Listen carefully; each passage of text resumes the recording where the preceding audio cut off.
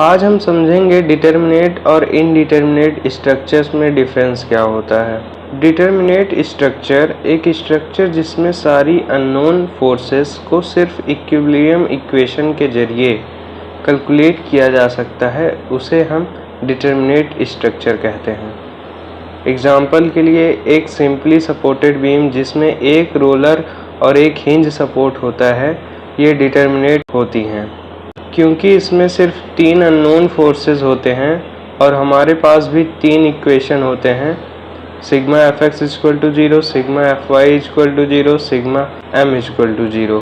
अब बात करते हैं इनडिटर्मिनेट स्ट्रक्चर्स की। ये वो स्ट्रक्चर्स होते हैं जिनमें अननोन रिएक्शंस या इंटरनल फोर्सेस की संख्या इक्विलिब्रियम इक्वेशन से ज़्यादा होती है, मतलब इक्वेशंस कम पड़ जाती हैं और हमें कंपैटिबिलिटी कंडीशंस और डिफॉर्मेशन एनालिसिस भी करना पड़ता है।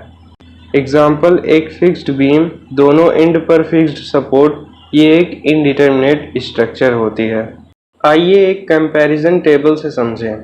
इक्वेशन रिक्वायर्ड डिटर्मिनेट में सिर्फ इक्विलिब्रियम इक्वेशन, इनडिटर्मिनेट स्ट्रक्चर्स में equilibrium plus compatibility.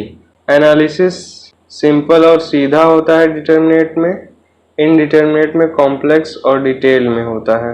Redundancy extra support determinate में नहीं होती, इनडिटर्मिनेट में होती है।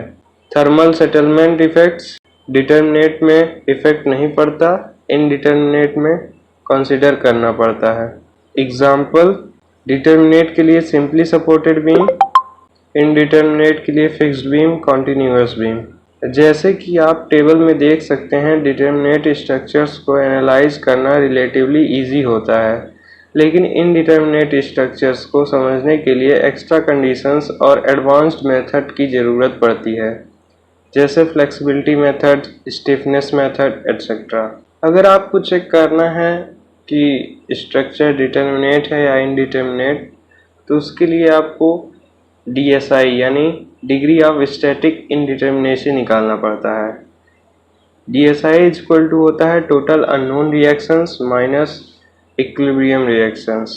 अगर DSI 0 के बराबर है तो स्ट्रक्चर डिटर्मिनेट है, अगर DSI ग्रेटर देन 0 तो स्ट्रक्चर इनडिटर्मिनेट है। तो दोस्तों, अब आपको समझ आ गया होगा कि डिटर्मिनेट और इनडिटर्मिनेट स्ट्रक्चर्स में क्या फ़र्क होता है। अगर आपको ये वीडियो हेल्पफुल लगी हो तो लाइक करें, शेयर करें और हमारे चैनल को सब्सक्राइब जरूर करें। Thank you.